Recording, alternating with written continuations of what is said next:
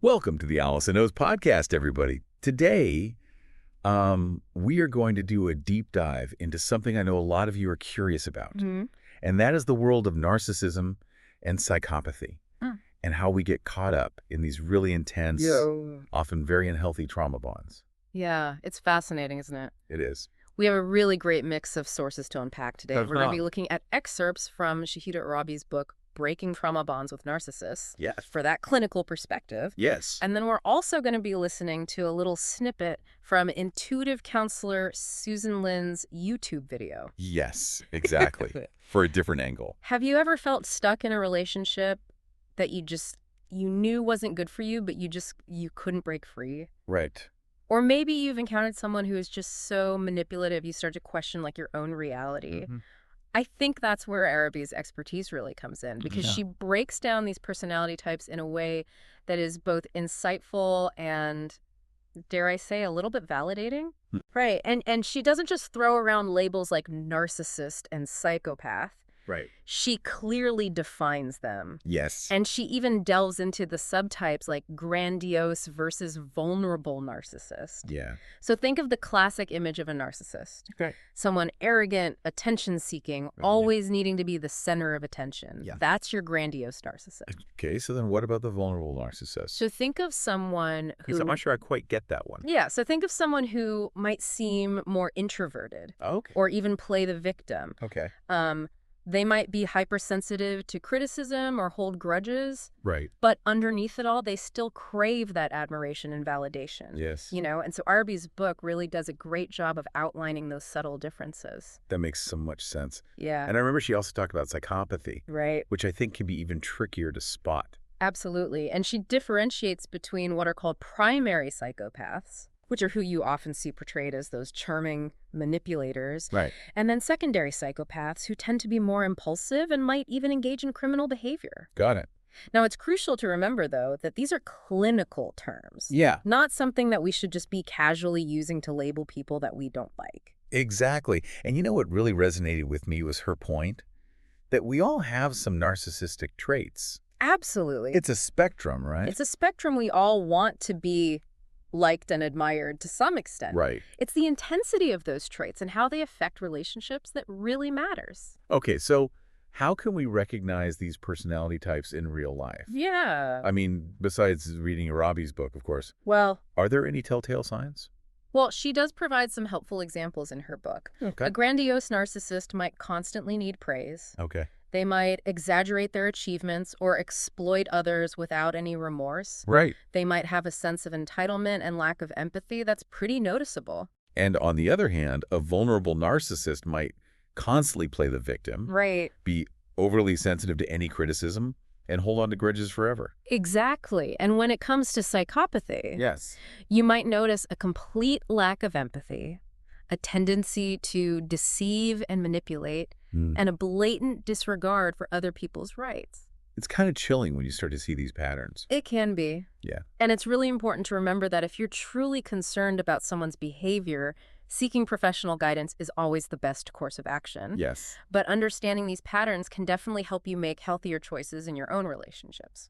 You know, one of the things that really blew my mind in her book was this whole concept of trauma bonding. Yeah. It's like our brains get hijacked. It's incredible, isn't it? Right. She explains how these toxic relationships actually rewire our brains through something she calls the mean and sweet cycle. Yeah. And it's basically like a roller coaster of emotions. Right. And it's designed to keep you hooked. So you mean like how narcissists and psychopaths alternate between being cruel and then showering you with affection? That's exactly it. Okay, I've definitely seen that play out. And it's incredibly effective. Yeah. Because during those sweet moments, our brains release dopamine, which is the neurotransmitter that's associated with pleasure and reward. Right. So we crave more of those good times, even though mean behavior far outweighs them. Right. So it's like being addicted to a drug. Yes. Where you go through withdrawal when the narcissist withdraws their affection. That's a great analogy. You feel anxious and panicked and desperate for them to come back. That cycle of intermittent reinforcement, that unpredictability, is exactly what makes it so hard to break free from a trauma bond. Right. Even when you know it's toxic. Right. You know rationally. No. You know this is not good for me. Yes, this is bad for me, but I can't stop. Yeah. Okay, so if we're caught in this web of trauma bonding, How do we even begin to untangle ourselves? Yeah. Well, she doesn't sugarcoat it. It's definitely not easy. Right. But she does provide some practical steps in her book, and just knowing there's a path forward can be really empowering.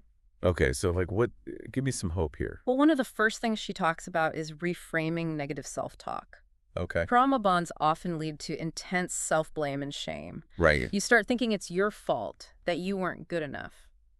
It's like the narcissist has implanted this critical voice in your head that constantly puts you down. Exactly. Yeah. And Araby really encourages us to challenge those negative thoughts and replace them with self-compassion. Okay. It's about reclaiming your own narrative and understanding that the narcissist's behavior was about them, Yeah. not about you. And that makes me think about all the manipulation tactics that she outlines in her book. Oh, yeah. They're so common. It's amazing. Almost eerie. How she breaks down those mechanics. Yeah. Like gaslighting, for example, where the narcissist makes you question your own sanity. They deny things you know to be true. Yes. They twist your words. They even accuse you of being crazy. Yeah. Have you ever experienced anything like that? Oh, absolutely. I think most of us have encountered some form of gaslighting. Yeah. At some point in our lives, it's so disorienting. It is. And she gives examples of these specific phrases to watch out for. Okay. Like, you're overreacting. Yeah. That never happened. Yeah. Or my personal favorite, you're making a big deal out of nothing. Oh my God. Yes, like we're imagining things. Right. And then there's triangulation. Yes. Where the narcissist brings in a third party to create insecurity. Right. And make you compete for their attention. Classic move. They might compare you to someone else. Yes. Flirt with others in front of you. Yeah. Or even constantly talk about their exes. Right. It's all about control, isn't it? Absolutely. Keeping you off balance. Keeping you off balance. And constantly seeking their approval. Exactly. And she also talks about intermittent reinforcement, which we discussed earlier. Right. That unpredictable nature of their behavior right. keeps you on edge. Walking on eggshells. Walking on eggshells, yes. And then there's jealousy induction. Yes. Which can be so insidious. It can be. You know, they might purposely try to make you jealous, maybe by flirting with others or even inventing scenarios to make you feel insecure. Making up stories. Right. Yeah, absolutely. What I find fascinating is that she doesn't just describe these tactics, she goes deeper. Yes. And explains their purpose. She connects them back to the narcissist's underlying needs for control. Yes. Power and a sense of superiority. It's all about them. Right. It's like they're playing a game. Yeah. And we're the pawns. Yeah. But once you see the game, it's a lot harder for them to manipulate you. Right. Exactly. Recognizing those patterns can be incredibly empowering. Yes. Because it allows you to step back and see the situation more objectively. Yeah. You're not so emotionally entangled anymore. It's like taking off a pair of distorted glasses and finally seeing the world clearly. I love that. Yeah. This conversation's already giving me so much to think about. I know, me too. But before we get too deep into that, I want to shift gears for a moment and bring in Susan Lynn's perspective. Oh, yes, the intuitive counselor. I'm curious to hear how her insights connect to what we've been discussing. Yeah, her approach is definitely a bit outside the traditional clinical realm. Right. But it's fascinating nonetheless. Yeah. So in her YouTube video, she's talking about this powerful political figure, although she never names him directly. Right. And she makes some pretty dramatic predictions about what might unfold based on her intuitive readings. Mm-hmm. She seems to view him as potentially narcissistic and manipulative. Right. Someone playing a long game with a hidden agenda. Interesting. She even suggests that he might try to take something away. Oh, wow. And then give it back to appear heroic. That's interesting. I know, it's pretty wild, right? While we can't verify psychic predictions, Of course. it's fascinating to analyze how she frames this figure's behavior. Yeah. Through the lens of narcissism and manipulation, Right. It kind of raises questions about how power dynamics play out on a larger scale. Yes. Beyond individual relationships. It does, doesn't it? Yeah. And even if her predictions seem a bit far-fetched to some, Sure. her advice is surprisingly practical. Okay. She talks about staying flexible Oh, I like that. and open to unexpected outcomes, which actually aligns with Araby's emphasis on recognizing and breaking free from those toxic patterns. I see the connection. Yeah. They're both encouraging us to step out of rigid thinking and embrace change. Yeah. Which can be a powerful antidote to the control that narcissists try to exert. It's all about reclaiming our own agency Yeah. and taking control of our lives. Exactly. And that's what this deep dive is all about. Yeah. Empowering you with knowledge. Yeah. So you can make informed choices. Yes. And navigate relationships with greater awareness. I couldn't agree more. But before we move on to the next part of our discussion, let's take a quick break to remind our listeners to like, subscribe, and share this episode with anyone who might benefit from this information. Please do. And be sure to join the Allison Knows channels on Spotify and YouTube for more deep dives like this. Yes. We'll be back soon with part 2. Looking forward to it. Me too. Welcome back. It's amazing how much ground we've already covered, but there's still so much to unpack when it comes to narcissism and those tricky trauma bonds.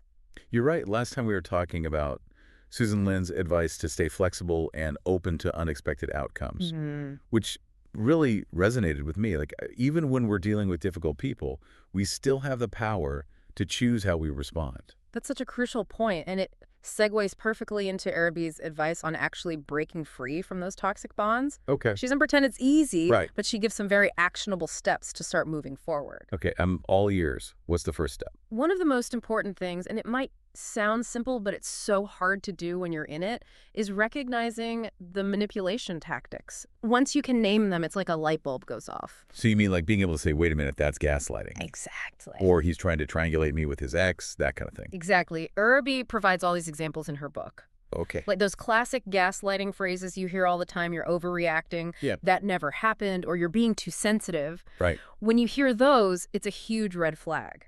It's almost like a script they're following. It can feel that way. She also gives a checklist for psychopathic behavior. Okay. Things like lack of remorse or guilt. That's superficial charm. Right. And a tendency to use people for their own gain. Having that awareness can help you detach emotionally. Right. And see the situation for what it really is. It's like you're finally able to step outside the fog and get some clarity. Yeah. Okay, and once you have that clarity, what's next? Well, Araby talks about rebuilding self-esteem and setting boundaries. Okay. Which goes hand in hand with recognizing those manipulation tactics. Right. Trauma bonds can really shatter your sense of worth. Yeah. So it's crucial to start rebuilding that foundation. That makes sense. It's like the narcissist has chipped away at your confidence, little by little, making you question everything about yourself. Exactly. And Araby actually provides exercises in her book to help you reconnect with your strengths, your values, your passions. Okay. Things you might have forgotten about while you were caught up in that toxic dynamic. So it's about remembering who you are independent of that relationship. Precisely. And as you start reclaiming your sense of self, you can begin setting those firm boundaries. Okay. You might have to start saying no more often. Right. Limiting contact with the narcissist, or even ending the relationship completely. That can be terrifying, though, right? Especially if you've become financially or emotionally dependent on them. It absolutely can be scary. But remember, you deserve to be treated with respect. It's about prioritizing your own well-being and refusing to tolerate abuse any longer. And if you're struggling with this, Araby strongly recommends seeking therapy. That's such a good point. Healing from trauma bonds isn't a DIY project. No. Sometimes we need professional help to unravel those deep-seated patterns and develop healthy coping mechanisms. Absolutely. And throughout this whole process, Araby emphasizes the importance of self-validation. You have to start believing in your own experiences and honoring your feelings. Right. You are strong and resilient even if you don't feel like it right now.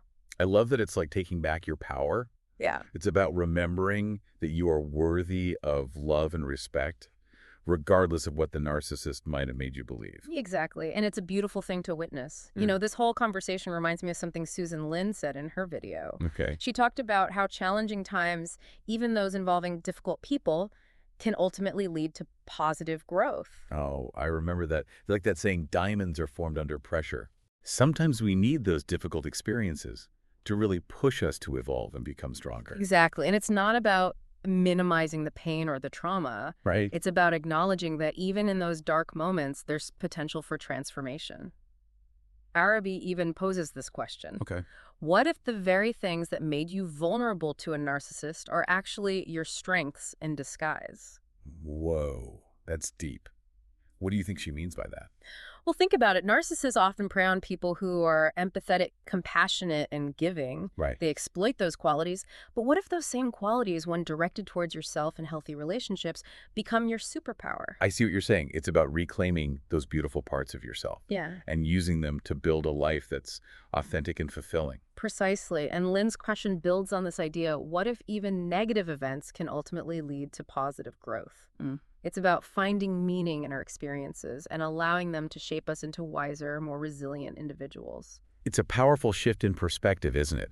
To look beyond the immediate pain and see the potential for growth and evolution. It is, and it's a reminder that even in the darkest of times, there's always hope for healing and transformation.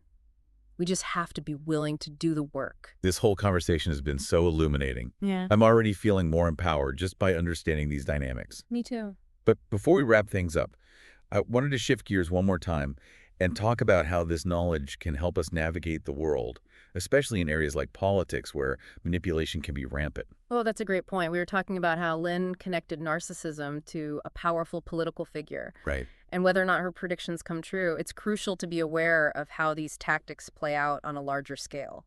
So it's like, how do we avoid getting sucked into those manipulative narratives? Well, one key is becoming more discerning consumers of information. Okay. We can start asking ourselves critical questions. Who benefits from this narrative? What emotions are being triggered? Right. Is this an attempt to manipulate or control? It's like developing a filter for all the information that bombards us, especially in this age of social media. Exactly. By becoming more aware of these tactics, we can resist getting swept up in that emotional manipulation. Right. And make more informed choices about who we support and what we believe.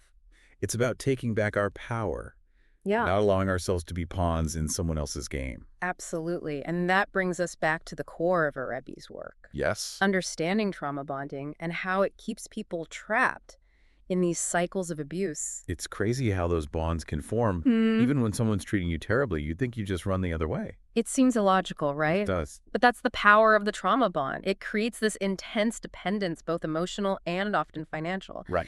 The victim might feel like they can't survive without the narcissist, even though they're being mistreated. And it's made even worse because the narcissist often isolates the victim from their support system, making them even more reliant on the abuser. It's a heartbreaking cycle, and Arabi does such an amazing job of breaking down those dynamics and offering strategies for breaking free. Right. She talks about rebuilding your sense of self, setting boundaries, and ultimately prioritizing your own well-being. It's all about remembering your worth, remembering that you deserve to be treated with respect and kindness. And if you're struggling to do this on your own, remember that there's no shame in seeking help. Therapists can be invaluable guides in this process. Yes. They can help you unravel those deep-seated patterns and develop healthy coping mechanisms. I think this is such an important point. It's like we wouldn't hesitate to see a doctor if we had a physical injury. Right. Mental and emotional wounds deserve the same care and attention. Absolutely. And healing is possible. It takes time, effort, and often professional support. But it is possible to break free from these toxic bonds and create a life filled with love, joy, and authentic connection. This has been such an empowering conversation, and I know our listeners are feeling it too. But before we dive into the final part of this episode, let's take a quick moment to remind everyone to like, subscribe, and share this episode with anyone who might benefit from this information, and be sure to join the Allison Knows channels on Spotify and YouTube for more deep dives like this. We'll be back soon with the final part. Welcome back to the deep dive. It's amazing how much we've learned about narcissism, psychopathy, and those tangled webs of trauma bonding. It really is. And you know what struck me is that it's not just about romantic relationships. Right. We see these dynamics play out everywhere, in families, friendships, workplaces, even in politics, as we were discussing earlier. Absolutely. Remember what Susan Lynn said about that political figure potentially using manipulation tactics? Right. That really got me thinking about how important it is to be aware of these patterns no matter where we encounter them. Right. It's like we need to have those narcissist detecting antennas up all the time. Well, I wouldn't say it's about becoming paranoid or seeing a narcissist behind every corner. Right. It's more about using this knowledge to create healthier relationships and strengthen our own sense of self. I like that. It's not about labeling people, but about protecting ourselves and making conscious choices. Exactly. And one of the most powerful ways to do that is to understand the mechanics of trauma bonding. It's fascinating, really, how those bonds form, even when someone is treating you terribly. I know, it's almost counterintuitive, right? You think you'd just run in the opposite direction, but something keeps you hooked. That's the power of the trauma bond. Yeah. Arabi describes it as a cycle of abuse interspersed with those intermittent moments of affection. Right. And remember we talked about how those sweet moments triggered dopamine in the brain? Yes. Creating that addictive craving for more? Right, like a gambler chasing that next win even though they're losing in the long run. It's a powerful analogy. Yeah. And because of that cycle, the victim becomes trapped in this pattern of seeking the narcissist's approval, constantly walking on eggshells and trying to please them even at their own expense. It's heartbreaking, really. And it can be so hard for people on the outside to understand why the victim doesn't just leave. It's because the trauma bond creates a profound sense of dependence. The victim might feel emotionally and often financially reliant on the narcissist. They might believe they can't survive on their own, even though they're being mistreated. And to make matters worse, the narcissist often isolates the victim from their support network, further tightening their control. It's like a spider trapping a fly in its web. That's a chilling image, but it's sadly accurate. But the good news is there is hope. Araby's book provides a roadmap for breaking free from those toxic bonds. So where do we even begin? It feels so overwhelming. One of the first steps, and this echoes what we discussed earlier, is recognizing the manipulation tactics. Okay. Once you see them for what they are, you can start to detach emotionally. Like those gaslighting phrases, for example. Yeah. Or when they try to triangulate you with someone else. Yeah. Exactly. And as you start to see those patterns, you can begin rebuilding your sense of self. Remember, trauma bonding often shatters the victim's self-worth, so it's crucial to reconnect with your strengths and values. It's like putting the pieces of yourself back together. Yes, and as you do that, you can begin setting those firm boundaries. This might involve limiting contact with the narcissist, ending the relationship, or even seeking legal protection if necessary. It's about prioritizing your own well-being. You deserve to be treated with respect and kindness. Absolutely. And remember, you don't have to go through this alone. Reaching out to trusted friends, family, or a therapist can provide invaluable support. I think that's such an important point. Mm-hmm. We don't have to suffer in silence. Mm-hmm. There are people who care, and there are professionals who can help us navigate this difficult process. You know, there's a powerful quote from Araby that really resonated with me. Okay. She says, "Healing is not about becoming who you were before the abuse. It's about becoming who you were always meant to be." Wow, I love that. Mm-hmm. It's not about going back to the broken version of ourselves. Right. But about evolving into the strongest, most authentic version we can be. And it connects so beautifully to what Lynn said about finding the positive and negative events. Yes. Challenges, setbacks, and even trauma can be catalysts for growth. It's about reframing our perspective, right? Seeing those difficult experiences as opportunities for learning and transformation. Exactly. And, as we conclude this deep dive, I want to emphasize that this knowledge isn't just about protecting ourselves from harm. Okay. It's also about cultivating greater compassion and understanding. Oh, that's an interesting point. What do you mean? Well, not everyone who exhibits narcissistic traits is intentionally malicious. Right. Some may be struggling with their own wounds and insecurities, unaware of the impact of their behavior. That's a good reminder. Yes. Like, hurt people, right? Exactly. So by recognizing these patterns, we can approach these situations with more empathy. Maybe we can even offer support or guidance if appropriate. It's about creating a more conscious and compassionate world where we can recognize and address these dynamics in a way that promotes healing for everyone involved. Beautifully said. And ultimately, that's what this deep dive has been all about, empowering ourselves and each other with knowledge, understanding, and the tools to create healthier, more fulfilling relationships. This has been such an insightful conversation, and I know our listeners have gained a lot from it. I hope so. Be sure to like, subscribe, and share this episode, and join the Allison Knows channels on Spotify and YouTube for more deep dives like this. Yes, definitely. Thank you for listening to the Allison Knows podcast. Follow Allison on Blue Sky, YouTube, and TikTok.